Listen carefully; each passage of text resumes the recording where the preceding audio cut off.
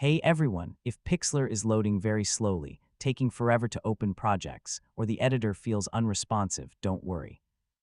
In this video, I'll show you how to fix Pixlr slow loading problems in 2026. First, check your internet connection.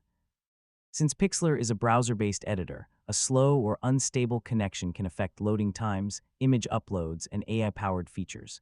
Next, refresh the page and reopen your project. Temporary glitches can sometimes cause the editor to load more slowly than normal. Another common fix is clearing your browser cache and cookies. Over time, corrupted or outdated browser data can interfere with website performance and increase loading times. You should also make sure you're using the latest version of your browser. Updated browsers often include performance improvements and compatibility fixes that help web applications run more smoothly. Finally, if none of these solutions work, contact Pixlr support and provide details about your browser version, device, internet connection, and the performance issues you're experiencing. And that's how to fix Pixlr slow loading problems in 2026. In most cases, updating your browser, clearing cache, reducing image size, or disabling conflicting extensions will improve performance.